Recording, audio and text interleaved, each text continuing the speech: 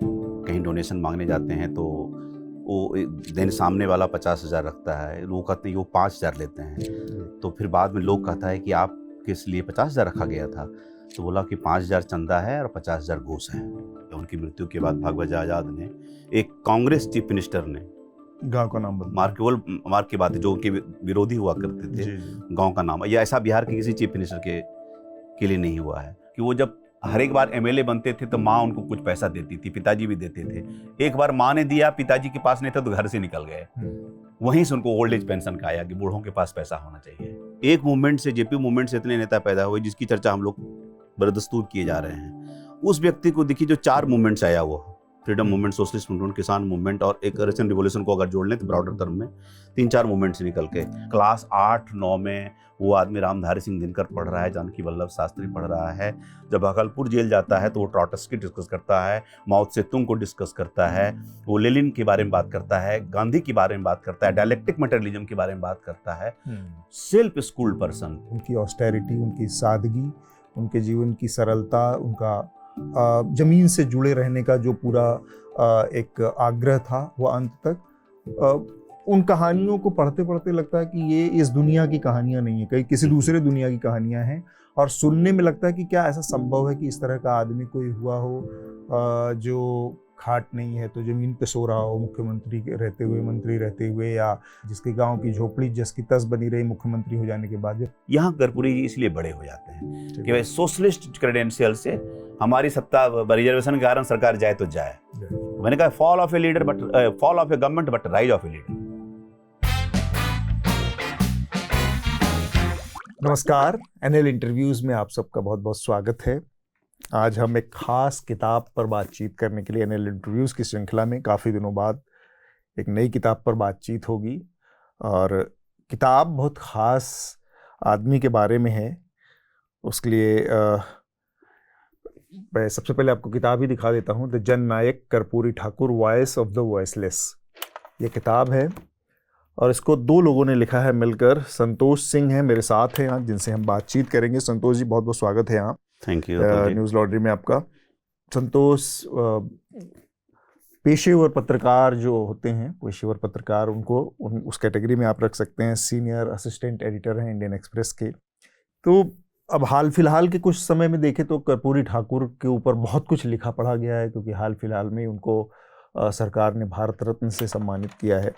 और मेरा जो पहला सवाल, और इस किताब में एक चैप्टर है संतोष जी कर्पूरी ठाकुर के बारे में, उस चैप्टर से ही व्हाई कर्पूरी ठाकुर, मैं वो इसी से शुरुआत करना चाह रहा हूँ कि ये किताब क्यों कर्पूरी ठाकुर पे ही आपको लगा कि लिखनी चाहिए किताब।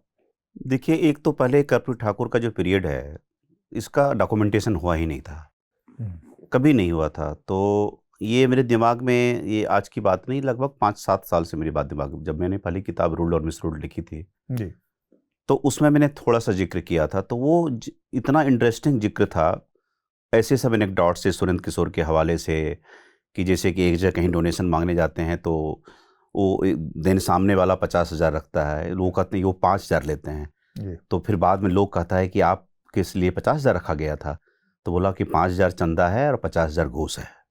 ये चीज़ था। तो मुझे लगा कि यह क्या खास आदमी था। या फिर अब बेटी की शादी के लिए अगर रांची तक जा रहे हैं, अपने ऑफिशियल फंक्शन के लिए रांची तक जा रहे हैं, तो वहाँ अपनी गाड़ी का इस्तेमाल कर रहे हैं, उसके बाद पर्सनल काम के लिए जा रहे हैं तो व्यक्तिगत गाड़ी का। तो ये जो एक ऑस्टेरिटी और फिर गवर्नेंस मॉडल, तो डॉक्यूमेंटेशन नहीं था। तो मैंने किया कि जब 2024 में इनका 100th ईयर होगा, तो 100th के ईयर के हिसाब से कर्पूरी जी का क्या रिलेवेंस है, और ख़ास करके बिहार जहाँ सोशलिज्म का खूंटा 34 साल से गड़ा हुआ है। उनकी इस किताब में बहुत सारी जगहों पर बहुत सारी कहानियाँ आई हैं, लेकिन संक्षेप में मैं कुछ बहुत महत्वपूर्ण 2-4 कहानियाँ जानना चाहता हूँ जो बताती हैं कि कर्पूरी ठाकुर, जो हमारी नेताओं की पूरी जमात है, जो पूरी पीढ़ी है, जिसको लोग देखते समझते हैं आज, उसमें वो अलग से कहाँ खड़े थे, क्यों अलग थे। एक मैं जो खुद वहाँ जाके गांव जाके सुना, गांव के एक 80 साल के अरविंद चौधरी ने मुझे बताया कि एक बहुत उनके घर के सामने में बहुत बड़ी एक लाल कोठी उसको बोलते हैं, लाट साहब का दरबार, बहुत बड़ी हवेली थी, एक जमींदार की। हाँ, जमींदार की हवेली थी, या प्रकाश राजपूत की हवेली थी। उनका गांव पूरा घिरा हुआ था, अकेले नाई परिवार का उनका अकेला इकलौता घर था, और उनके सामने में इनकी झोपड़ी थी। 1952 में जब पहली बार एमएलए बन करके ताजपुर से आते हैं, तो उस समय आप 52 का समझ सकते हैं कि क्या हनक रही होगी। उस घर के सामने से लोग साइकिल से अगर गुजरना होता था तो उतर के जाते थे, अगर उस चप्पल पहन लाल के, कोठी के सामने लाल से। कोठी के सामने से, उसके बाद उनका घर आता था। चप्पल जूता पहने हुए तो जूता को हाथ में लेकर जाते थे आप, जूता निकाल के हाथ में पकड़ करके और सर झुका करके आप निकल जाइए। तो जब ये 52 में अब एमएलए बनते हैं तो उनको लगा कि भाई ये तो अब एमएलए बन गया, ये तो हमको चुनौती देगा, मेरी आंखों में आंखें डाल के देखेगा। कर्पूरी जी आते हैं, चप्पल को, लेकिन उनकी राजनीतिक विरासत के बारे में बात करना बहुत ज़रूरी है कि वो क्या दे कर गए। जब हम उसके बारे में बात करते हैं तब शिक्षा की बात आती है, फिर से उसमें बहुत सारी एनेक्डोटल चीज़ें हैं, वो भी इंटरेस्टिंग है और उसका भी जिक्र आएगा। तो मैं थोड़ा सा चाहूँगा कि वो किस तरह से सत्ता में, जब वो मुख्यमंत्री बने या जब वो मिनिस्टर बने वहाँ के बिहार सरकार में, तब उन्होंने क्या क्या बदलाव किए, उनकी बात करना। इस किताब में तो बहुत सारे लोग पढ़ेंगे, पर एक बेसिक सा आइडिया लोगों को लगना चाहिए कि कैसे वो आदमी बहुत दूरदर्शी भी था। 52 से लेकर के उनकी डिबेट्स देखिए 88 तक, उनकी मृत्यु पर्यंत तक जो विधानसभा के डिबेट हैं, पूरे बिहार के लेजिस्लेटिव हिस्ट्री में मैं 2 ही डिबेट को आउटस्टैंडिंग मानता हूँ, डॉक्टर श्री कृष्ण सिंह का, उसके बाद कर्पूरी ठाकुर का। लंबा लेजिस्लेटिव करियर नीतीश कुमार का भी रहा, उनके भी बहुत अच्छे हैं, मैं नहीं कहता हूँ मैं कि, लेकिन मैं अगर एक होलिस्टिक कंपैरिजन करेंगे तो आउटस्टैंडिंग, और उनके जो रेफरेंस हैं बड़े बड़े, मतलब आप ये अंग्रेजी किस मौके पर उन्होंने दिया था? डिफरेंट, जैसे कि मैंने 60s में हुआ, मैंने आप जब श्री कृष्ण सिंह से, अच्छा, आप ओवरऑल की बात हाँ कर रहे ओवरऑल हैं। की बात करते हैं, मैंने आप जो बात कर रहे हैं वो बात कर रहे हैं।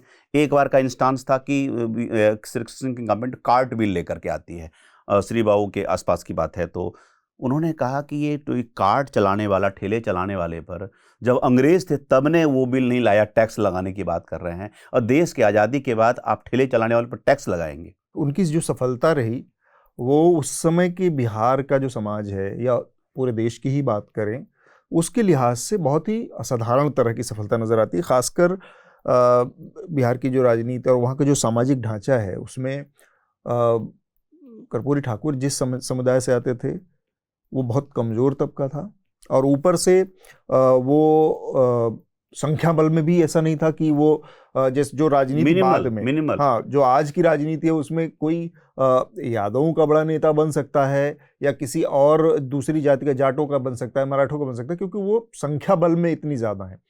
कर्पूरी ठाकुर जिस जाति से आते थे वो जाति भी नहीं थी और दूसरे वो निचले पायदान पर तो थी ही।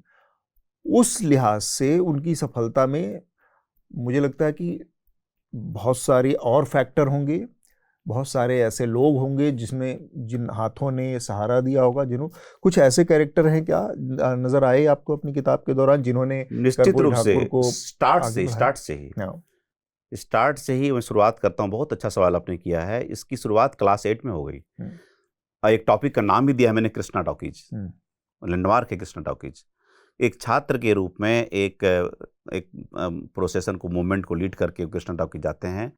वहाँ बहुत बड़े समाजवादी नेता रामचंद्र मिश्र का भाषण हो रहा है, और वहाँ उनको मौका मिलता है बोलने का। एक छात्र ने बहुत ही ओजस्वी, देशभक्ति से ओतप्रोत भाषण उन्होंने दिया। तो बुलाने के बाद वो कहते हैं कि क्या नाम है बाबू? तो बोला कपूरी ठाकुर। बोला तुम कपूरी नहीं हो सकते, तुम कर्पूरी हो, कि जिसकी खुशबू दूर तक फैलेगी और टिकी भी रहेगी। तो उसी दिन से वो कर्पूरी ठाकुर हो गए। एक रामनंदन मिश्र मतलब अपर कास्ट के एक नेता, पहली तरजीह। योगेंद्र शुक्ल जब चुनाव 52 में लड़ते हैं, वो इम्प्रेस करते हैं कि वो हर एक बात में गाली दे देते थे, रेडिकल लीडर थे। योगेंद्र शुक्ल बोले कि आए हो चुनाव में ये करने को, राजनीति में आए हो तो चुनाव नहीं लड़े हो तो क्यों आए हो? संत हो, लड़ते हो कि गंगा में उठा के तुमको फेंक दें। फिर रामनंदन मिश्र ने कहा कि सही तो कह रहा है योगेंद्र। तो फर्स्ट हैंड होल्डिंग रामनंदन मिश्र, योगेंद्र शुक्ल, जयप्रकाश नारायण, प्रभावती देवी। लाइन देखिए आप, प्रभावती देवी, ये सब। और उस समय के जो उनके कंटेम्पररी थे उन्होंने सीट छोड़ दिया। शत्रुघ्न शरण सिंह, हरिवंश तरुण जो पहला चुनाव लड़ते हैं कि नहीं कपूरी यंग है लेकिन ये लड़ेंगे, सबसे योग्य हैं। फ्री में इतना ही मिलेगा। अगर पूरा इंटरव्यू देखना है बिना काटे पीटे तो सब्सक्राइब करें न्यूज़ लॉन्ड्री को। क्यों? क्योंकि हमारा स्लोगन है मेरे खर्च पे आज़ाद है खबरें, यानी आपके खर्च पे आज़ाद है खबरें। हम ऐड या विज्ञापन नहीं लेते। हमारी सारी पत्रकारिता, सारा जर्नलिज्म आपके खर्च पर इंडिपेंडेंट है। तो पूरा इंटरव्यू देखने के लिए सब्सक्राइब करें, लिंक पर क्लिक करें और अपने दोस्तों को भी बताएं।